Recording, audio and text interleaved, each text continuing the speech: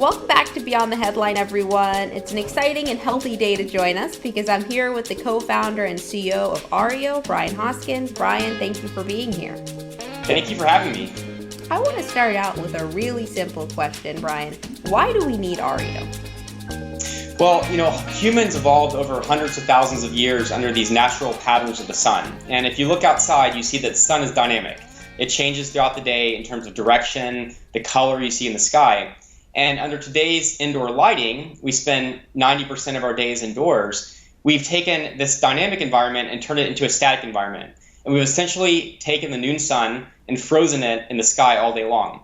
And unsurprisingly, that has big implications on our bodies, and specifically our body clock and our production of natural hormones. So what Ario does is we restore nature's processes by mimicking sunlight to deliver the proper type of light throughout the day and support your body's natural processes. Can you explain, which you have the lamp right behind you, how it works?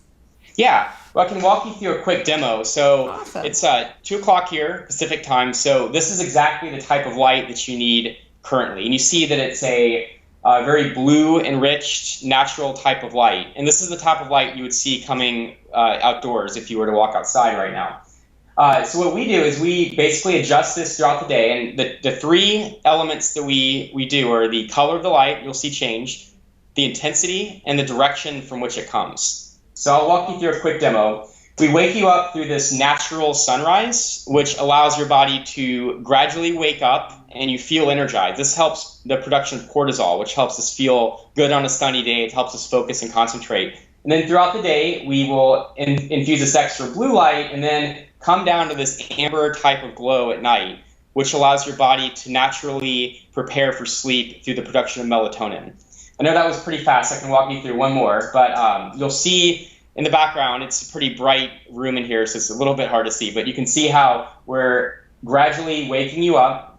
This moves toward this natural sunlight that we just saw, removing the blue content and moving towards an amber type glow throughout the evening that moves down to a downward facing direction. Very cool. So share what inspired you to go on this journey. You spent a lot of time as a senior product manager and senior leader at Microsoft. You were a founder before this. What got you excited about lighting? Well, first of all, I've always been interested in technology. And even from a young age, I was one of the first people to have a IBM PC Junior back in the day. So I've always been interested in technology. And I was at Microsoft almost 9 years. And part of my role there was to discover new technologies. And I was running mobile business development for startups. So I obviously got to experience a lot of what it meant to be an entrepreneur at a large company. And the other thing I'm very passionate about is health. And I'm an avid cyclist. I do double century bike rides and all sorts of crazy stuff with that. I have an organic vegetable garden in my backyard. And when I moved to Seattle, my next door neighbor, he's an electrical engineer, and he's also very much into health and has been developing products for over 42 years. He's worked at HP and Space Labs Medical and some other very large companies. And he started really instructing me and telling me about this issue with our indoor lights. And immediately I was fascinated because everyone knows you're supposed to diet and exercise, but to think that maybe the lights in our homes can be having a big impact on our health was a very novel concept. Now, at the time, it was quite expensive to build and a little bit impractical, but the technology has really come to a point where we could actually make it into a product. So we'd been discussing this for multiple years. We came up with some very basic prototypes, and by basic, I mean we have these wooden boxes that we designed that had bulbs in them only we'd hack together, and we decided to start placing them in people's homes. And we tested with about 150 people and 3 major corporations. And what was very interesting to me was that all the science that we had studied and used to build these lamps actually was proven out, and people did feel quite differently. They felt more energized, they felt like they slept better, they felt like they focused better, all sorts of things around sleep that we would hear, and just being in general less stressed out and more relaxed in the evening, which we took to be a very positive sign. So then, Brian, is the goal for Ario moving forward, the next couple of years, to eventually just kind of play a backdrop in my life? I don't have to worry about it. You guys take care of everything for me? Yeah, well, what's interesting about that, it's a great point. You think about the smart home, and typically the smart home and office has very much been focused on entertainment or energy savings, and it requires a lot of work.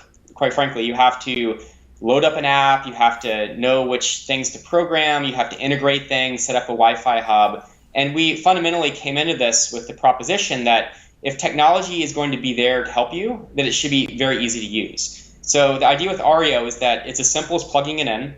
We do ask you to connect it to Wi-Fi. There's no hub. The Wi-Fi connection is built into the lamp itself, so you don't have to install a separate hub.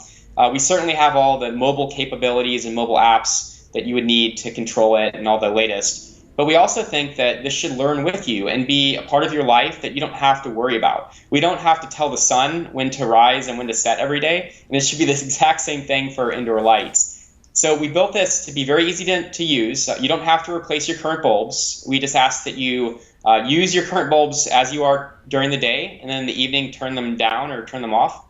And what we'll do as soon as you really set up this lamp is we understand your geolocation, seasons, weather patterns, all the environmental context, and we will begin to learn with you over time. So just like a Nest thermostat, we will learn about your patterns, your schedule, when you wake up, when you go to bed, and provide that proper light for you. And I think that's really important. If you look at most smart bulbs on market, they're used for about 2 weeks, and then people stop using them because you don't want to have to deal with it. A lot of people don't want to have purples and greens and things in their home during the day. And this is something that's very natural. It's the sunlight, and it's very automatic.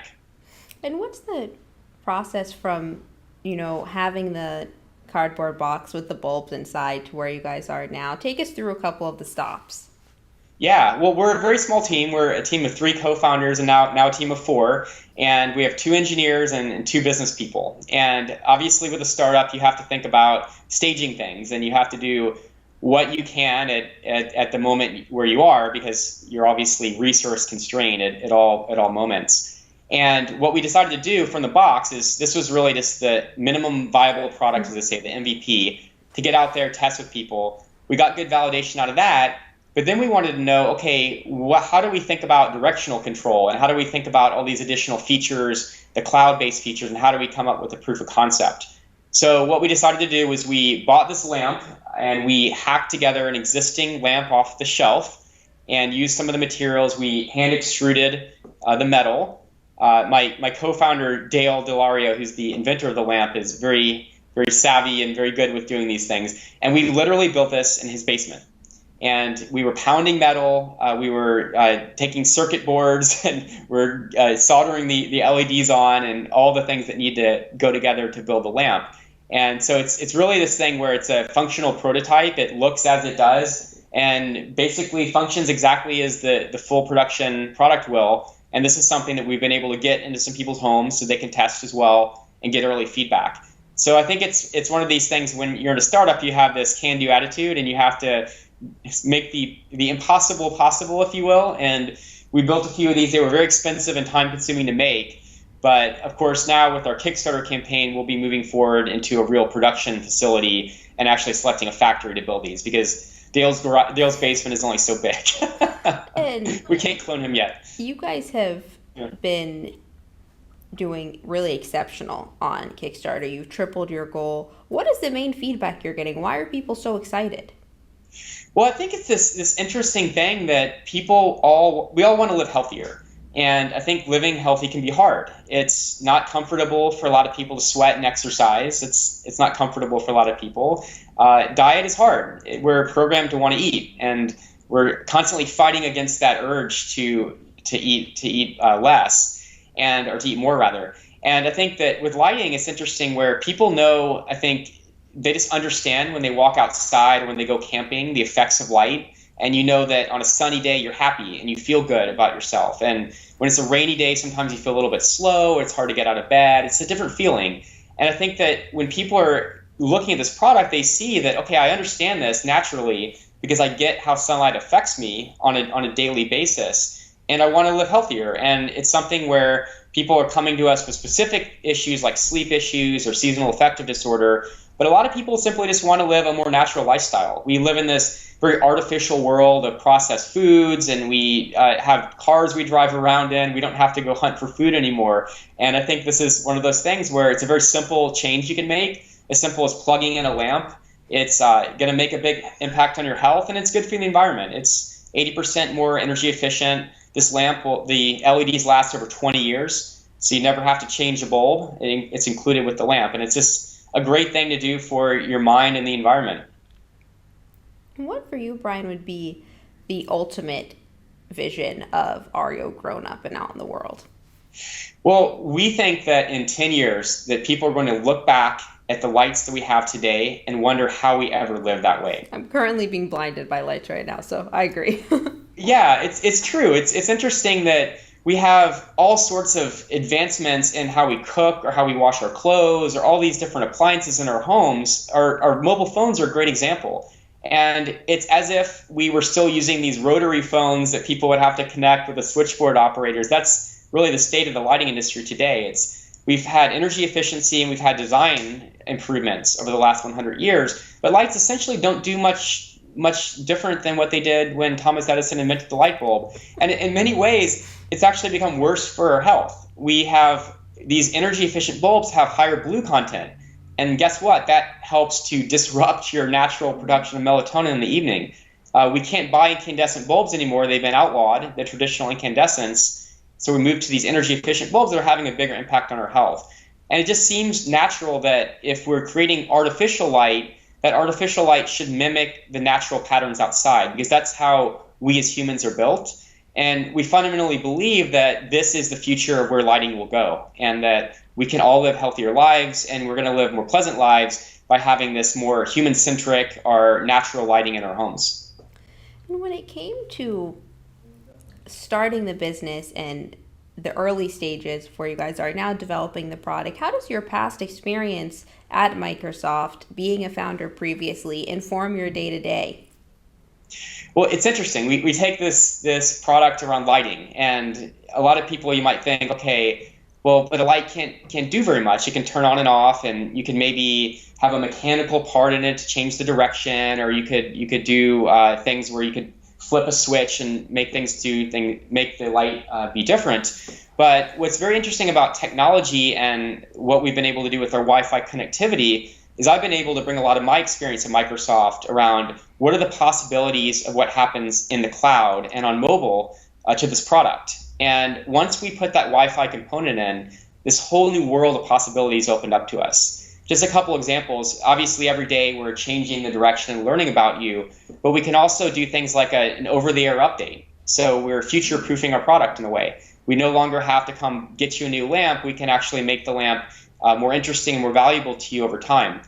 We have some cool features like when you leave your house and you want to have a natural or normal looking pattern of lighting so that you deter would-be thieves. We can do that automatically. You can do it remotely. One of my favorite features is I like to travel a lot, and obviously when you're traveling we have this issue with jet lag because we're putting ourselves on different time zones. It can be very hard on your body, and Ario can self-program. You just say where you're going and when you're coming back, and we can help you get on that schedule to reduce jet lag.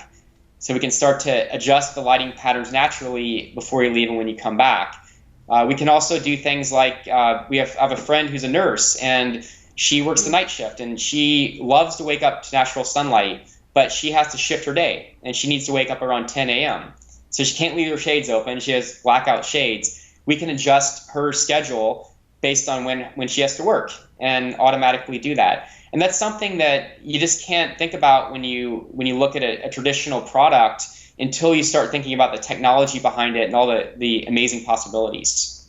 And I know this is a challenge that I'm sure you faced at Microsoft as well. You have all of these great ideas, and probably between the four of you, you're capable of building something or a part of it. How do you prioritize it? Because you can't build all of them right now, at least. Yeah, that's our biggest challenge, to be totally straightforward. This is the hardest thing about building a startup, is that there's so many possibilities and so many verticals we could approach, so many ways that we could help people and improve our product, and you do have to focus. And I think that from our point of view, we picked the consumer market because we feel like it's the biggest impact, it's the largest market, and it's something that can get us visibility when we think about getting into other verticals that we've talked about. And I think that we have to be really scrappy with our skill set. So we're all learning new skills as we go. And we've had a great group of peer mentors and other types of mentors and experts that have come in to help us. And one of the things about working in a startup is so great is that people really do genuinely want to help. And we've had so many offers about when there's something we don't know, people coming in that have done this for many years and they can help instruct us and help us out. And that's been great. But the prioritization thing is just hard. I think that you have to think about what the trade-offs are and what you're giving up and what the opportunities are, and be realistic about you can't do everything, and you just got to do a few things really well, and always have that vision about where you want to go. And we very much look at it, we're going to focus on what we're doing now, but we see these possibilities unfolding over the next 2, 3, 4, 5, 10 years. And that really gets us excited. I think the fact that we're prioritizing just makes us even more eager to move things along quickly and get to those other opportunities. You mentioned reaching out to, mentors, advisors, and individuals who are interested in helping with your role right now. Whether it was now at Ario, when you're working at Microsoft, or even before, what's the best advice you've received on business? Yeah, I think that in terms of reaching out to people and connecting. Not in terms of that, in terms of advice that they've given you. Like when you reach out to them, what's the best advice you've gotten? Yeah, I think the best advice we've gotten is that you have to really be focused and tight on what you're trying to execute on. And this goes back to the prioritization issue that you have to, in a big companies want to scale quickly and do a lot of different things, and they have the resources to do that. But as a startup, it's really important to focus on what you're doing and to really understand your customer extremely well. And a lot of people have this vision about what they think customers want, but they don't solicit feedback quickly enough, and they don't do it well enough. So in our point of view, what we're building, we think it could literally change the world of lighting and how we think about our environment indoors and outdoors. But we had to start with these wooden boxes. If we had to get feedback early, did people want to live in this amber light? Did that seem weird to people? And it turns out it didn't. People loved it. Do people have a need for this product? And we've been able to validate that on Kickstarter already. We've sold $150,000 worth of product in just a few weeks. And so these are the things you have to think about staging it. And I think you have to think about soliciting that feedback at every stage before you make big investments. I know we've talked a lot about the lean startup methodology, and I know that gets used a lot, but there's a certain truth to that you have to think about focusing and staging these experiments, soliciting feedback to make sure you're on the right path. And if you're not, you need to go back and make some adjustments. And can we talk about a few examples of that feedback? Because I really loved how you said you need to know exactly what your customer wants. Because a lot of times, so you're a customer essentially for Ario. So sometimes we prioritize our own feedback. Right. Rather than going out and, 4 people are saying, I don't like this feature. And I'm like, but I love it. So must be great. What's your experience been with that? Yeah, I think that we've seen a wide range of feedback on our product in terms of what value propositions people have and how they're using it. And I think it really does go back to how you think about your customer segmentation. And we have really think about this where there's families that use this to help their children get to sleep. That's an important thing. There's other people that just want to use this to be more active. They're life maximizers, and they're constantly on the go. And they need a little bit of time to come back and unwind, even if it's just 20 or 30 minutes before they go to bed. And then they want to be able to wake up more naturally. So the feedback has been, I think, that really important to understand, okay, what are people telling you? And then how do you more generalize that in terms of how you go out to reach those customers? And how do you think about segmentation? And it's important. You can't be all things to all people. This light is for a specific purpose, but there's other things that we're not doing. And as one example of that, we went out and we solicited, okay, what if we were to put purple lights in here and the entire spectrum of lights, you could have a dance party in this entertainment environment. And guess what? People said that was not important to them. Even if the costs were the same, they said it was not very important to them. Other people said, yeah, I'd be willing to pay for that, but not very much. And so that was a great example where we originally thought about doing that and realized, well, hey, we can actually get the price down a lot more if we don't do that. And we're providing something of even more value, because our light ends up being 3.5 times brighter than any smart bulb on market, because we're focusing on the part of the spectrum that people care about and that actually matters. And so are you guys targeting a single demographic? You have athletes who really want to work on this? You have parents who want it for themselves and parents who want it for their children. How do you decide? Yeah, well, I think if I had to define our market right now, it's people that really care about their well-being and their health and are making investments in their lifestyle towards that. So it's got to be something where it's one thing to be aspirational, but we're going after the people that want to shop, eat, they want to shop healthy, potentially organic foods or healthy vegetables that they're buying. They belong to gyms and they go or they exercise outdoors. And I think this is exactly the kind of people that could benefit most from the product. But also I think that there's an idea that we're targeting people that they need a little bit of push and want to make a change in their lifestyle. And this is something we can do that's is very easy to do. It's a very simple thing that you can plug this in, and it's going to help with a range of issues you might have around sleep or your diet and your exercise, and help get your body clock back on track and really create a more normal schedule for yourself. So I think it's a mix of people that really already know they need a product like this, and a mix of people that want to just live a better lifestyle, and this is a great way to start. What have been some of the best channels for you guys to find and reach out to those people? Of course, Kickstarter is a huge one.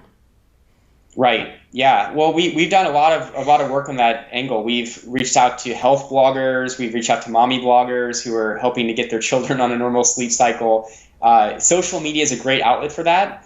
I think that we've had the ability to we've added over 5,000 followers on Facebook in the last few weeks because people will share. It's a product people feel passionate about, and naturally, if you feel passionate about something, you're going to share it with your friends, and typically the friends that care most about that will come on board. So we've been able to build this really nice community pretty quickly just by word of mouth, which has been great.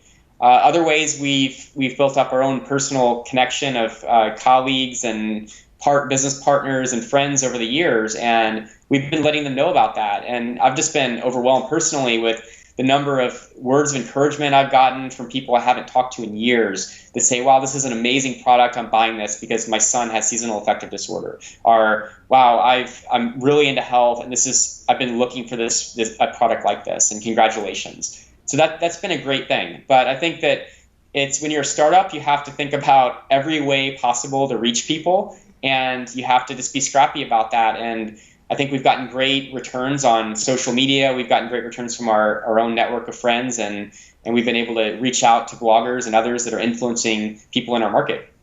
And if you encounter someone, online, or whether you're just at an event and you're telling them about Ario and they're interested, but they're a little skeptical, is it worth pitching someone more, or are you better off going and pitching someone who's already bought in? Yeah, well, obviously it's easier to pitch someone who's already bought in, and those are the people that are most likely to convert. But we really do feel we're a very mission-driven organization, and part of just making a successful business for us is having an impact on the world and how people think about this. So personally, I always like the ability to go out and talk to people that might be a little skeptical, and we're based on real science. I think this is the interesting thing, that there's been a lot of claims around products, these herbal remedies and things that don't really make you healthier and are not fully regulated. And we're based on 15 years of scientific research at Harvard Medical School, NASA, National Institutes of Health, and some of the largest research organizations in the world. And this is not something where there's not a lava lamp that you plug in and it's going to have a cool ambiance. We can do that, but there actually are real health implications for that. So I always welcome the opportunity when people approach me to have those conversations, and we feel like it's part of our duty and our mission to help get the word out. And of course, you have to balance that with our business concerns and trying to sell our product, because we have to do that to survive and continue on and grow. But I think that there's a huge opportunity there for us as we continue to educate the market, that we've turned skeptics into some of our biggest evangelists. And that's, I think, a pretty powerful thing. There's no better person to spread the word than someone who's converted. That's very true, and I think it's easier is not the right word, but when you guys are explaining the stats and the health benefits, I think it makes it pretty clear. Right. Yeah, we enjoy those conversations because we have a lot of research to back it up, and a lot of times people, even if they're skeptical of the research, once they use the product, it's really a life changer. And I can't tell you how many people that I personally delivered these prototypes to, and they were a little skeptical at first and said, okay, I'll give it a try. And I get a text the very same night saying, wow, I feel so much different the very first night they used it. And I think having those people come over to your side and realize the amazing thing that we're building is a pretty powerful thing. For you, Brian, personally, outside of Ario, where do you get your inspiration to, create? And like you were saying, you can look back into past experiences and say, hey, there's 4 or 5 tech integrations that we can do. When do those ideas come to you? In terms of how to build on the product? How to build on the product, or just Yeah. anything that inspires you to change it? Is it the classic, Yeah. you're in the shower and you think genius has struck, or are you riding your Yeah. bike? Well, I think there's always those aha moments that you have. And for me, I like to have these moments where I go on a long bike ride and I have time to think and I get away from the distraction. But I think sometimes those ideas come by a series of building processes. And I'd say that it's important to always have conversations, talk to people, talk to customers about the product, do the research, and really understand all the data points. And for me personally, I think I'm taking in so many data points every day and having so many conversations. Sometimes it's the best way is to get away from it for a little while and just be on my bike or on a nice jog, and it's just me out there with no electronics, and I can start to think. And that's a way for me to process that information. And sometimes my best, most inspiring ideas come from those moments of solitude, actually. And I'm a very social person. I like to be around people, but having a chance to step back and consume all that great information and feedback you're getting and think about how you can improve it and make it better. So then what do you need to decide on a feature and to have the green light? Well, it's certainly one of those things you got to think about, is there a need for it? And usually there's a need, but is it big enough of a need to justify the resource investment? And it's one of those things where you got to take the most powerful features and the things that are most valuable to people and focus on those. And everything else kind of goes in the hopper. And it's something where when there's enough resources available for it, or if it's something that we find is really important, to go ahead and build it.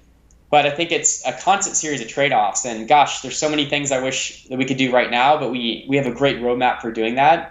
And you got to start somewhere. And I think the beauty of our product is that we're able to do so many things. Even after we deliver this product, we can continue to innovate, continue to improve. And I think You don't have to buy a new one. And you don't have to buy a new one. Yeah. And that's one of the most powerful and interesting things for me, is that typically when you buy a piece of hardware, that's it. That's all you're getting. And the fact that we're using the software and cloud backend opens up this entire new world of possibilities. And this lamp's going to be around more than 20 years, and we fully intend to use that time and continue to make it better.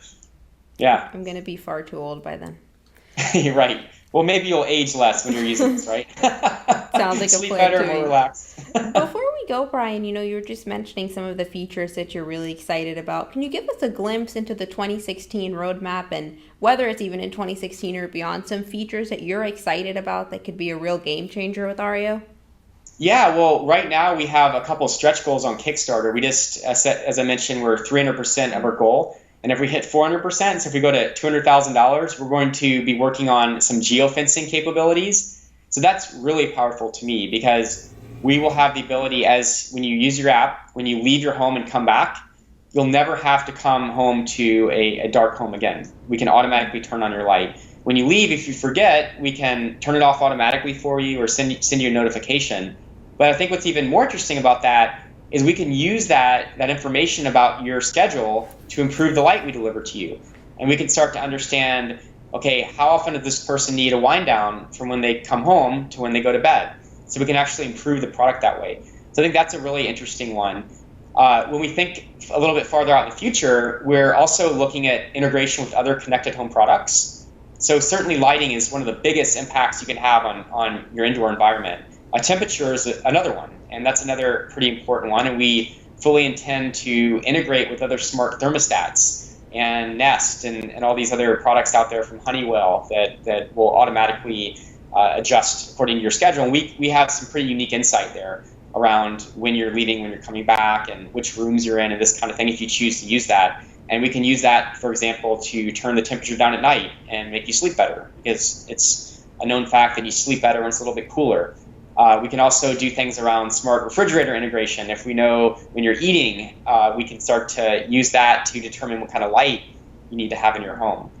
And then also, we're looking into integration with wearables. So people are all in about this quantified self. They're using wearables to track the number of steps they're taking each day, the exercise they're doing, the kind of diet they have. And we'll have a pretty unique way of integrating with that to know when you work out and if there's certain types of light that we can have to make that workout more effective. Very cool. So it's certainly a lot for all of us to look forward to, and I know your team's very excited. How can everyone stay up to date with your work, Brian? And for individuals who, beyond Kickstarter just want to stay up to date with the journey, what's the best way? Yeah, well, we have a great email list, and you can join at arioliving.com. That's ARIO living.com. And we do periodic updates. We have some behind the scenes information we'll give to you and updates. We have some amazing things we've done recently around, we had a pop-up store in Westfield Mall in San Francisco. We've added some new features to the product that we've been talking about. It's a great way to really keep in touch with the company, the product, and the founding team. So I'd encourage everyone to go join our email list today. Fantastic. And then what's your social handles? So our social handles are Ario Living. So Twitter is Ario Living, spelled exactly the same way, and also on Facebook and LinkedIn. Great. Thank you so much for being here. Thanks for having me. It's been great.